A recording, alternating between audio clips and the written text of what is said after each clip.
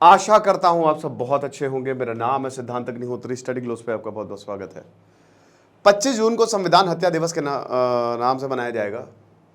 संविधान हत्या दिवस क्यों हुआ है, कैसे हुआ है और ये सरकार का क्यों, देखिए ये तो पॉलिटिकल फैसला ही लगता है, लेकिन अब जो भी है, अब विपक्ष कह रहा है कि क्या बकवास है, 4 जून को हम मोदी मुक्ति दिवस मनाएंगे।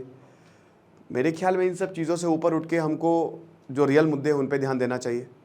चाहे पक्ष हो, चाहे विपक्ष हो, चाहे सरकार हो, चाहे जो सरकार में नहीं है, इन सब से हटाइए ध्यान। लेकिन अब जो है सो है। 4 जून को संविधान हत्या दिवस, 25 जून को संविधान हत्या दिवस। तो आखिरकार केंद्र ने ऐसा क्यों किया? क्योंकि इस दिन 1975 इमरजेंसी डिक्लेयर हुई थी। इमरजेंसी पे मैंने अनगिनत लेक्चर्स लिए, बहुत लेक्चर्स लिए मैंने इमरजेंसी पे। इंदिरा गांधी की किताब माई ट्रुथ का रिव्यू किया है, बहुत सारी चीज़ें, इंदिरा गांधी की बायोग्राफी, पूरा एरा, 50-60 के करीब लेक्चर्स हैं। तो आप उनमें से कोई भी उठा के देख लीजिएगा, इसमें भी मैं इमरजेंसी के बारे में समझाऊंगा। मैंने जब पढ़ना शुरू किया था, ठीक है ना, मतलब अपनी सब्जेक्ट से इधर, जो मेरा साइंस सब्जेक्ट था, फिजिक्स से इधर, तो मैंने सबसे पहले 1947 से लेकर अभी तक क्या हुआ, तो इमरजेंसी पे मेरी सुई अटक गई थी, ठीक है, क्योंकि हमने यही सुना था कि हमारा संविधान जो है वो सबसे ऊपर है। तो इमरजेंसी मैंने अच्छा खासा डिटेल में पढ़ा था, और उसके बाद मैंने वॉर पढ़ा था, जो पहले वॉर पढ़ा था, इंडिया बांग्लादेश वाला, उसके बाद इमरजेंसी पढ़ी थी, ठीक है ना। तो अब यही है, लेकिन आपको ये सब इसलिए पढ़ना है क्योंकि जीएस पेपर 2 के लिए बहुत इंपॉर्टेंट है। तो जीएस पेपर 1, 2 दोनों के लिए इंपॉर्टेंट है। उसके लिए हम एक शानदार आंसर राइटिंग कोर्स आपके लिए लाए हैं। सिर्फ 600 रुपये का कोर्स है। आमतौर पर कोर्स बहुत महंगे होते हैं। 6 दिन बाद क्लासेस शुरू हो जाएंगी, लाइव क्लासेस होंगी, रिकॉर्डेड फॉर्म में भी आपको मिलेगी। टेलीग्राम ग्रुप आपको ज्वाइन करवाया जाएगा। अभी नहीं, टेलीग्राम ग्रुप 18-19 जुलाई को बनाएंगे हम। तो जैसे ही क्लासेस शुरू होंगी आपको सूचित किया जाएगा, टाइम टेबल आपको बता दिया जाएगा 18-19 को ही। और इस बार यूपीएससी आंसर राइटिंग के थ्रू होमवर्क पर निकलवाएंगे। तुरंत आपका आंसर चेक किया जाएगा, आंसर कैसे लिखना है, एस्से से लेकर एवरीथिंग, जीएस पेपर 1, 2, 3, 4, क्योंकि 85% आंसर होता है। तो फटाक से कोर्स को अवेल करें। ऐप या वेबसाइट दोनों से ही आप कोर्स को अवेल कर सकते हैं। तो 25 जून को संविधान हत्या दिवस देशवासियों को याद दिलाएगा कि संविधान के कुचलने जाने के बाद देश को कैसे कैसे हालात से गुजरना पड़ा था। ये दिन उन सभी लोगों को नाम करने का भी है जिन्होंने आपातकाल की घोर पीड़ा झेली। देश कांग्रेस के इस दमनकारी कदम को भारतीय इतिहास के काले अध्याय के रूप में हमेशा याद रखेगा। नरेंद्र मोदी का कहना है, नरेंद्र मोदी जो कि हमारे पीएम हैं। अब देखिए, नरेंद्र मोदी ये कह रहे हैं, नरेंद्र मोदी इमरजेंसी में ऐसा बताया जाता ना कि रूप बदल के रह रहे थे। नरेंद्र मोदी ने सरदार का रूप लिया था, सरदार जी का रूप लिया था, पगड़ी उन्होंने पहनी थी और पूरा अटायर उनका वैसा था। और उसके बाद वो देश में घूमे ताकि उनको कोई पकड़ ना पाए, क्योंकि ज़्यादातर जो विपक्ष था वो जेल के अंदर था, ठीक है, ज़्यादातर क्या, सभी विपक्ष जेल के अंदर थे। अब इमरजेंसी मतलब तो भाई वही डिक्टेटरशिप ही होती है एक तरीके से, तो वही हुआ अभी, है ना। अमित शाह ने बोला है 25 जून 1975 को तत्कालीन प्रधानमंत्री इंदिरा गांधी ने अपनी तानाशाही मानसिकता को दर्शाते हुए देश में आपातकाल लगाकर भारतीय लोकतंत्र की आत्मा का गला घोट दिया था। लाखों लोगों को अकारण जेल में डाल दिया गया और मीडिया की आवाज़ को दबा दिया गया। भारत सरकार ने हर साल 25 जून को संविधान हत्या दिवस मनाने का प्रण लिया है, ठीक है ना। तो ये बातें जो है वो बोली, और सबसे बड़ी बात इसकी नोटिफिकेशन भी आ गई है, इसको नोटिफाई भी कर दिया है सरकार ने, ठीक है। तो ये चीज़ है। अब बात यह है कि 25 जून, ठीक है, इलेक्शंस भी हो गए। इलेक्शन का मुद्दा तो लग नहीं रहा है।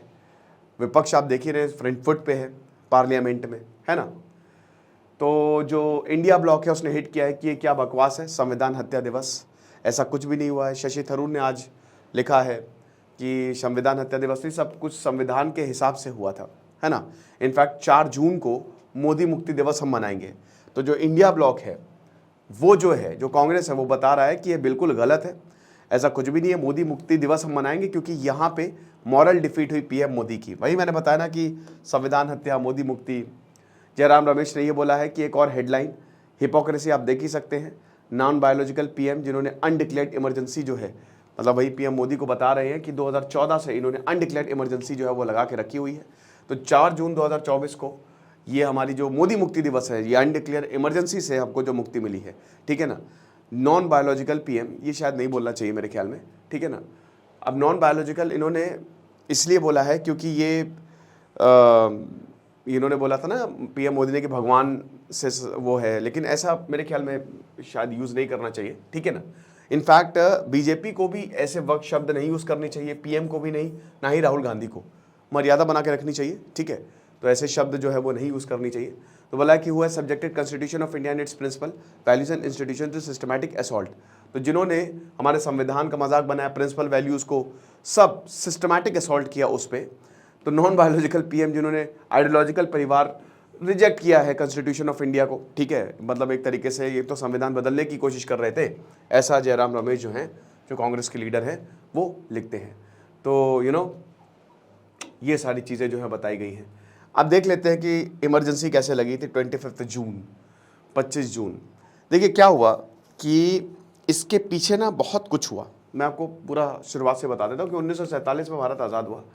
1949 में 25 नवंबर 1949 में हमारा संविधान जो है वो बन के तैयार हो गया, ठीक है ना। और 26 जनवरी 1950 में हमारा संविधान लागू हो गया, है ना। अब क्या है कि जब हमारा संविधान लागू हुआ तो 1951 में इलेक्शन होते हैं। तो 1951 से लेकर 1964 तक लगातार 3 टर्म तक कांग्रेस जीती और सारे राज्यों में, 12 राज्यों में भी इलेक्शन में कांग्रेस जीती। और वो जीतना ही था क्योंकि कांग्रेस सबसे बड़ी पार्टी थी। जवाहरलाल नेहरू का ऑरा बहुत बड़ा था। उसके बाद जवाहरलाल नेहरू की अकस्मात मौत हो जाती है। लाल बहादुर शास्त्री जो हैं वो पीएम बनते हैं। 1965 में लाल बहादुर शास्त्री की भी अकस्मात मौत हो जाती है। इंडो पाकिस्तान के वॉर के बाद ताशकंद एग्रीमेंट जो होता है, कहा जाता है उनको जहर दिया गया था। उनकी किताब का भी मैंने रिव्यू किया है, ठीक है ना, जो उनके बेटे ने लिखी है। तो ये हुआ। अब उसके बाद इंदिरा गांधी जो है वो पीएम बनती है। शुरुआत में इंदिरा गांधी को पीएम बनने का कोई भी इंटरेस्ट नहीं था, तो बहुत कुछ बोला गया, गूंगी गुड़िया से लेकर ये, लेकिन इंदिरा गांधी ने राजनीति बदल दी। एक तरीके से कांग्रेस स्प्लिट हो गई, ठीक है ना, कांग्रेस आर वर्सेस कांग्रेस ओ। तो कांग्रेस अलग हो गई, इंदिरा गांधी की कांग्रेस अलग हो गई और बाकी जो ओल्ड गार्ड्स थे जिन्होंने कांग्रेस को बनाया था, जो काफ़ी सीनियर लीडर थे, उनकी कांग्रेस अलग हो गई। फिर फाइनली फिर से मतलब यहाँ पे 1965 से सब कुछ बदला। लगातार कांग्रेस जो है वो राज्यों में चुनाव हारी, हालांकि केंद्र में चुनाव जीती, लेकिन कांग्रेस अलग हुई। और 1969 में चुनाव हुए, चुन गया इंदिरा गांधी। 1971 में वॉर हुआ, इंदिरा गांधी को जबरदस्त बहुमत मिली। लेकिन उसके बाद चीज़ें इंदिरा गांधी के, एक्चुअली इंदिरा गांधी को पब्लिक सपोर्ट था लेकिन पॉलिटिकल सपोर्ट नहीं था। वो धीमे धीमे जो है वो कम होता जा रहा था, है ना। अब क्या हुआ कि इंदिरा गांधी ने, ये बात सच है कि फंडामेंटल राइट्स को कम करने की कोशिश की। एक के बाद एक इंदिरा गांधी ने अमेंडमेंट पास किए, ठीक है। 25 हो गया, 38, 39, 40, जिसमें बेसिकली यही था कि जो कोर्ट है, मतलब पीएम की पावर ज़्यादा है, लेकिन बाद में कोर्ट में फिर केशवानंदा भारती केस आ गया कि बोला कि 1970s में कि कुछ भी हो जाए, बेसिक स्ट्रक्चर ऑफ कॉन्स्टिट्यूशन नहीं, तो फंडामेंटल राइट सबसे ऊपर हो गए, है ना। अब उसके बाद फिर DPSP, directive principle of state policy पे बात आ गई, गोलकनाथ केस आ गया। तो बहुत सारे ऐसे ये हुआ कि फंडामेंटल राइट्स को कम किया जाए और पीएम, मतलब फंडामेंटल राइट्स कोर्ट्स की पावर को कम किया जाए, पीएम और directive principle of state policy उसको ऊपर किया जाए, लेकिन ऐसा हो नहीं पाया। अब शुरुआत होती है दोस्तों दिक्कत की। देखिए बहुत सारे केसेस लगे यहाँ पे। राजनारायण ने केस कर दिया 12 जून, इलाहाबाद हाईकोर्ट ने इंदिरा गांधी को गिल्टी इलेक्टोरल मैल प्रैक्टिस। अब इलेक्टोरल मैल प्रैक्टिस क्या, मुर्गी चुराने तक के आरोप लग गए थे भाई कि सरकारी संसाधनों का इन्होंने गलत इस्तेमाल किया इंदिरा गांधी ने, है ना। तो ये बहुत सारे राजनारायण जो थे उन्होंने आरोप लगाए और कोर्ट में मामला गया। तो रायबरेली कंस्टिट्यूएंसी से ये राइवल थे, ठीक है। राजनारायण हार गए, ये जीत गई। तो वही बोला कि इन्होंने रिश्वत ली है और जो सरकारी मशीनरी है उनका गलत इस्तेमाल किया है इलेक्शन को मैनिपुलेट करने के लिए, और उसके बाद इनको डिस्क्वालीफाई कर दिया गया, यानी कि कभी इलेक्शन लड़ ही नहीं सकती है। 12 जून 1975। देखिए इंदिरा गांधी की अगर बात करते हैं तो नो डाउट एक बहुत ही स्ट्रांग लेडी थी। अभी तक पाकिस्तान को किसी ने भयानक झटका दिया है तो इंदिरा गांधी ही है, सबसे खतरनाक 1971 में। लेकिन ये उनके जैसे हर पीएम का होता है, उनके डिसीजन कुछ गलत थे, ठीक है। 22 जून 1975 आ जाता है। ऑपोजिशन लीडर जो है उन्होंने पब्लिक रैली को एड्रेस किया, ठीक है, और बोला कि देखिए सरकार के खिलाफ प्रोटेस्ट। इधर जयप्रकाश नारायण जो है वो जाग उठे, उन्होंने कहा टोटल रेवोल्यूशन होगा गुरु, टोटल रेवोल्यूशन। इस समय पूरे भारत में स्टूडेंट प्रोटेस्ट चल रहे थे। गुजरात से शुरू हुए, बिहार गए, उत्तर प्रदेश, सारे स्टूडेंट्स एक साथ भयानक। लालू प्रसाद यादव हो गए, नीतीश कुमार हो गए, सुशील कुमार मोदी हो गए, जितने भी बड़े बड़े, रामविलास पासवान हो गए, जो आप बड़े बड़े नेताओं का नाम देख रहे हो, मुलायम सिंह यादव हो गए, वो सब इसी स्टूडेंट प्रोटेस्ट से, जो स्टूडेंट मूवमेंट चला था ना, ये यहीं से ही आए थे। जयप्रकाश नारायणन, बीजेपी की यहां से उत्पत्ति हुई। मोरारजी देसाई कभी प्रधानमंत्री नहीं बने थे, आईएएस ऑफिसर थे, हमेशा प्रधानमंत्री पद की चाह थी, और अब उनके पास ये मौका आ गया था। जयप्रकाश नारायणन, लेकिन मुझे लगता है कि एक बहुत बड़ी जो जयप्रकाश नारायणन ने गलती की, वो खुद प्रधानमंत्री नहीं बने, उनकी वजह से एक रेवोल्यूशन है। कमाल का कहानी, कमाल, लोकनायक, क्या कहानी है उस बंदे की, वाह। गांधी जी के बाद अगर सबसे बड़ा भारत में कोई लीडर हुआ है ना, वो जयप्रकाश नारायणन हुए हैं। आप उनके बारे में पढ़िएगा, कमाल, क्या व्यक्तित्व, वाह। लेकिन 1977 में मुझे ऐसा पर्सनली लगता है चंद्रशेखर को पीएम बनाना चाहिए था, पर चंद्रशेखर ने ऑफर ठुकरा दिया, वो पीएम नहीं बने। बट कोई बात नहीं, वो उस समय बहुत छोटे थे शायद इसलिए, लेकिन अगर वो पीएम होते तो शायद चीजें बेटर होती।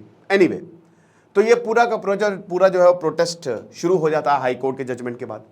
24 जून 1975 सुप्रीम कोर्ट ने कंडीशनल स्टे दे दिया हाई कोर्ट की रूलिंग पर, और बोला कि इंदिरा गांधी जो है वो पीएम रहेंगी जब तक उनकी अपील को रिव्यू नहीं किया जाता। इंदिरा गांधी के खिलाफ जो है वो चीज़ें जो है वो अलग जा रही थी। और इधर जयप्रकाश नारायण, जैसा कि हमने बताया कि उन्होंने बोला दिल्ली चलो, चलो दिल्ली में प्रोटेस्ट करेंगे, और जयप्रकाश नारायण जो बोल दे, पत्थर की लकीर, कुछ भी बोल दे, मतलब आप ये समझिए कि मैंने बताया ना कि जैसे गांधी जी कुछ भी बोलते थे लोग मान जाते थे, जयप्रकाश नारायण का वो ऑरा हो गया था। ठीक है, जहां पे भी जाते थे रेला लग जाता था। टोटल रेवोल्यूशन के भी पैरामीटर्स थे। बोला कि अब संपूर्ण क्रांति होगी, इससे नीचे हमको कुछ भी नहीं चाहिए। अब उसके बाद 25 जून 1975 भाई इंदिरा गांधी जो थी उन्होंने डिस्कशन किया, बहुत सारे लोगों से डिस्कशन किया, और इंदिरा गांधी जो थी फाइनली उन्होंने जो है वो डिस्कशन करने के बाद, है ना, जो उस समय हमारे प्रेसिडेंट साहब थे उनके बारे में काफ़ी कंट्रोवर्सी, कौन थे चलो कमेंट बॉक्स में बताओ उस समय कौन प्रेसिडेंट थे जिन्होंने इस पे साइन किया था। देखिए, क्योंकि आपके पास 3 तरीके की इमरजेंसी संविधान में, 352, 356, 360। 42nd अमेंडमेंट एक्ट आया जिसको मिनी कॉन्स्टिट्यूशन बोला जाता है, सब प्रावधान बदले, बहुत कुछ बदल दिया, प्रधानमंत्री को ताकत दे दी, काफ़ी कुछ हुआ, ठीक है ना। और आप ये समझिए कि इंदिरा गांधी ने पीएम को प्रेसिडेंट को बोला, प्रेसिडेंट के पास ही मेन पावर है ना इमरजेंसी लगाने की, लगा दो इमरजेंसी, प्रेसिडेंट ने लगा दी। काफ़ी कंट्रोवर्शियल डिसीजन जो है वो ये माना जाता है। तो उसके बाद जो है वो इमरजेंसी लगाई गई। President has proclaimed the emergency, there is nothing to panic about, और रेस्ट इज हिस्ट्री। अगले 2 साल तक 25 मार्च 1975 तक ये इमरजेंसी जो है वो जारी रहती है। 26 जून को ऑल इंडिया रेडियो पे ये प्रसारण जो है वो होता है, और उसके बाद भैया हर जगह इमरजेंसी लग गई, विपक्ष को पकड़ा गया, जेल में डाला गया, कोई भी कुछ भी नहीं बोल सकता था। देखिए, एक्चुअल में ना इंदिरा गांधी से बड़े इसमें जो किरदार हैं वो संजय गांधी है। संजय गांधी जो कि इंदिरा गांधी के छोटे बेटे थे, राजीव गांधी और संजय गांधी।